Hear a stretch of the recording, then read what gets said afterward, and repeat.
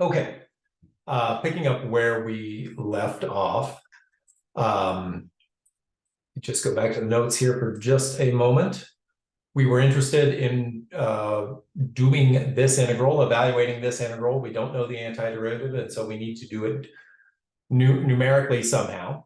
I said the deterministic value was 0.893. I didn't describe how we got that. I'll show that here in just a minute. And then we did, I said to do Monte Carlo integration, we could let our candidate density be uniform. So it's has a value of, the density value has a value of 1/2 everywhere. And then here was our form for finding this, for evaluating this integral. So with that said, let's jump to R.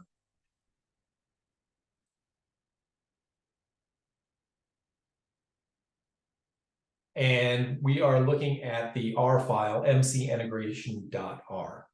And so in lines 1 through 3, you will see that here is that function g that we want to integrate, e to the negative x cubed. I can plot that function just so you can see it. Here is that function. We see that it's decaying.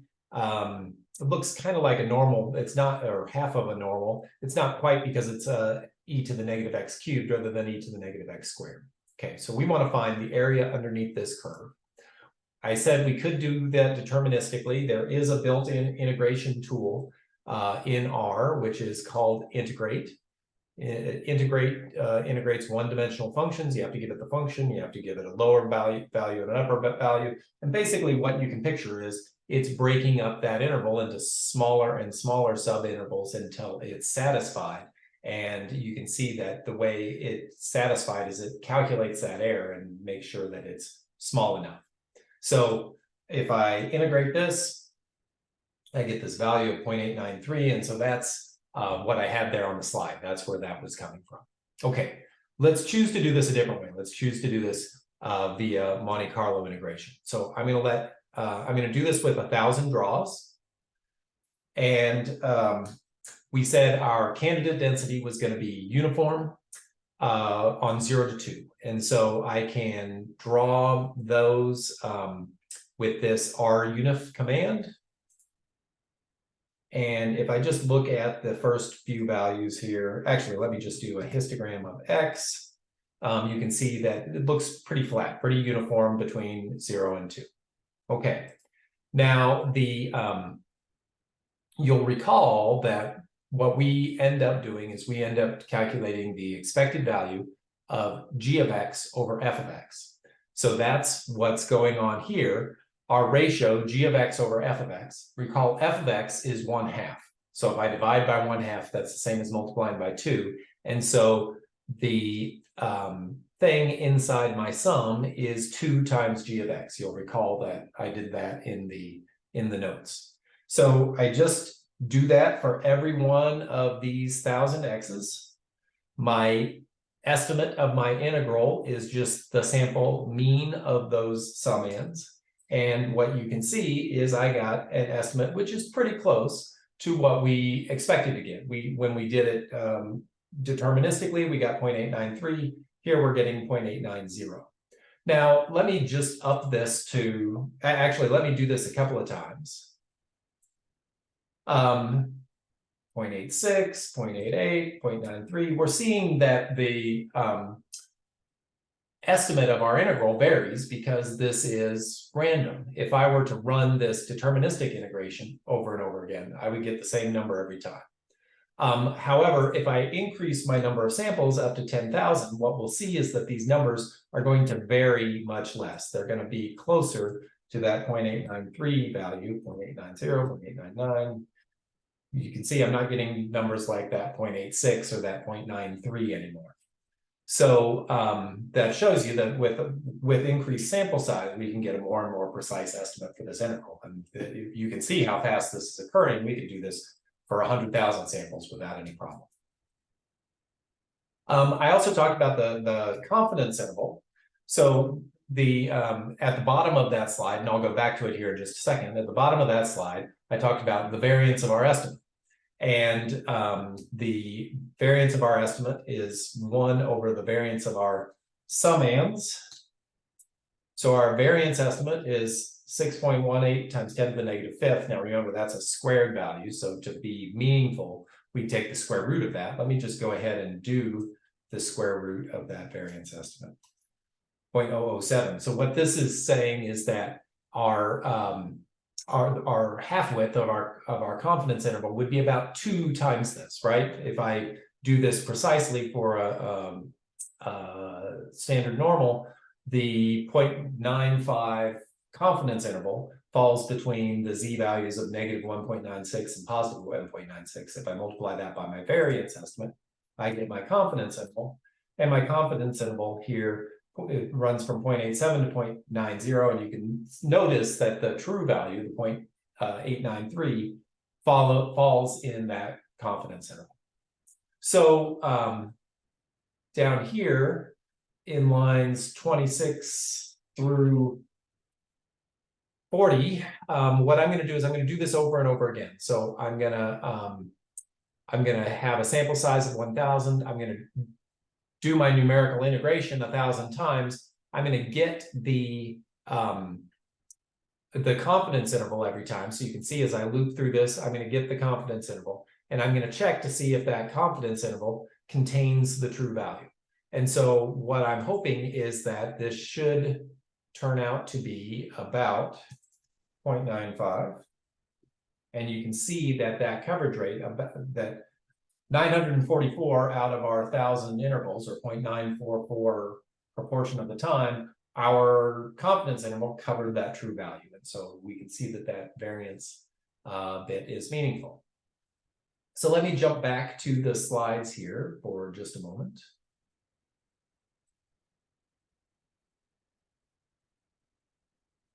Okay, so again, what we did was, this was the integral we wanted to evaluate. We end up taking the expected value of this ratio, because f of x is 1/2, that 1/2 becomes that 2. So you'll recall that this was the thing I called summand. I basically take the mean of that, that's my estimate, and then my variance was taking basically the sample variance of my estimates and dividing it by n. So you saw that back in the code, I said the variance of our estimate was 1 over n times the variance of the individual estimates.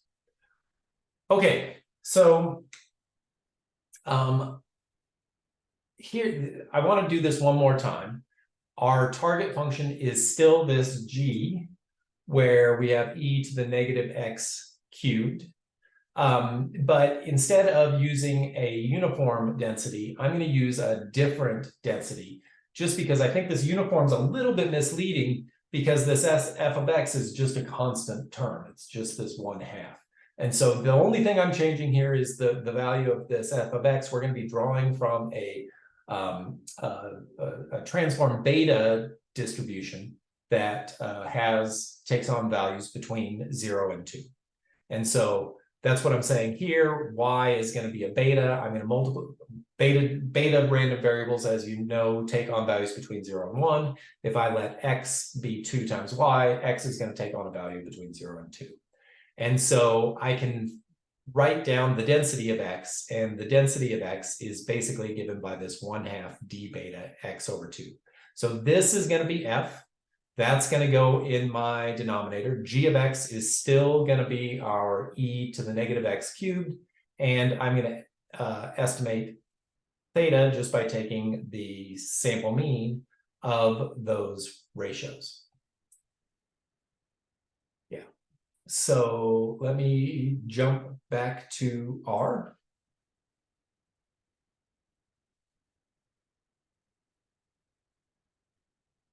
Okay. So down below, it says replace uniform with random variable generated from beta distribution. Here is our f. It is that 1/2 d beta x over 2.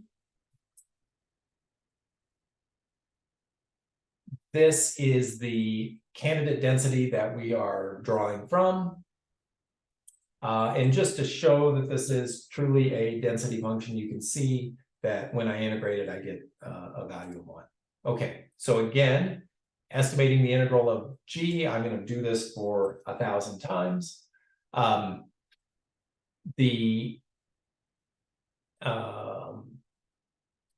I have to draw from is that this density that I have over here. So I'm going to draw a random beta and multiply it by 2